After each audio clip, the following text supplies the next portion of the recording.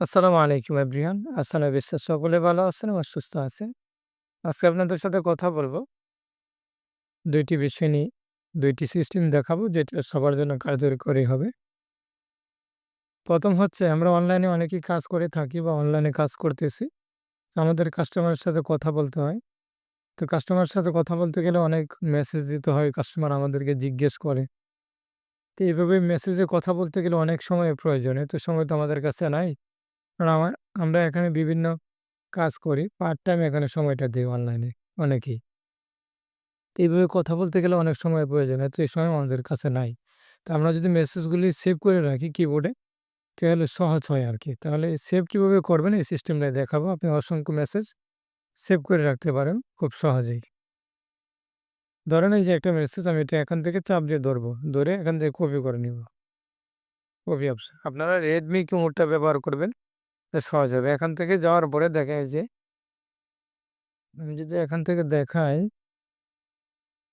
এই যে খাতার মতো একটা অপশন দেখতে পাচ্ছেন নোটবুকের দেখছেন? এই যে এখান থেকে ৩ নম্বরে যে অপশনটা এখানে টাচ করবেন। এখন আপনি যেই মেসেজটা কপি করতে চাইতেছে এ সেভ করতে চাইতেছেন এটা চাপ দিয়ে ধরবেন।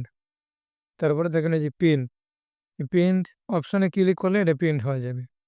এটা সেভ হয়ে যাবে। তখন আপনি যাকে মেসেজ দিতে চান খালি টাচ করলেই হবে। আপনি ধরেন এই যে টাচ করলেই হবে। ওই যে পেস্ট করবেন হয়ে যাবে। আমি অসংখ্য মেসেজ এভাবে করে রাখছি। দেখেন এইভাবে আপনি কি অসংখ্য মেসেজ আমি এখানে সেভ করে রাখছি। একেবারে সহজ। আপনারা এভাবে সেভ করে রাখতে পারেন। যে লেখাগুলো কপি করে এখান থেকে নোট অপশনে যেয়ে এই যে খাতার মতো অপশনটা দেখতেছেন, এখানে যাওয়ার পরে চাপ দিয়ে ধরে প্রিন্ট অপশনে ক্লিক করলে সেভ হয়ে যাবে। তা আশা করি বুঝতে পারছেন কিভাবে মেসেজগুলো সেভ করবেন বা ভিডিওগুলো সেভ করে রাখবেন। এখন আসলে আরেকটা সিস্টেম দেখাই। আমরা অনেকেই করতেছি, আপনি একজনের ২-৩ টা আইডি চালাই। Facebook আইডি চালাই কারণ আমাদের এর প্রয়োজন পড়ে। মার্কেটিং করতে গেলে কারণ মানুষের তো আপনার ভালো মানুষ বা খারাপ মানুষের তো আর অভাব নাই।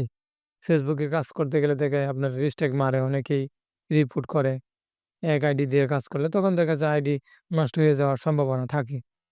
তো আমরা যেহেতু বিজনেস করতেছি তাও তো আমাদের কাস্টমারের সাথে আমাদের সংযোগ থাকতে হবে। এজন্য আমরা অন্য আইডি ব্যবহার করে থাকি।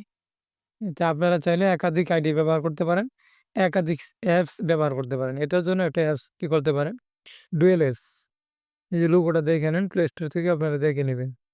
দেখতেছেন? এটাই করে নিবেন। এখান থেকে একাধিক অ্যাপস আপনি করতে পারেন। অসংখ্য ২ টা করে Facebook ৫ টা ১০ টা যদি Facebook চালাইতে চান, Facebook করতে পারবেন। এই দেখেন আমি এখানে ৪-৫ টা Facebook এখান থেকে যে প্লাসও ক্লিক করে এখান এখান থেকে প্লাসে ক্লিক করে আপনি যেটা করতে চান আমি WhatsApp বানাবো। ধরেন আরেকটা WhatsApp বানাবো। এখান থেকে ক্লিক করে এই যে এখানে ক্লিক করে দিলে এটাই WhatsApp হয়ে গেছে। এখন লগইন করে নিবেন। WhatsApp যেভাবে ব্যবহার করেন আরকি। এভাবে লগইন অপশন আসবে লগইন করে নিবেন। তো একাধিক অ্যাপস আপনি ব্যবহার করতে পারবেন খুব সহজেই। তো আশা করছি এই বিষয়টা আপনাদের কাছে ভালো লাগছে। তো এইভাবে আপনারা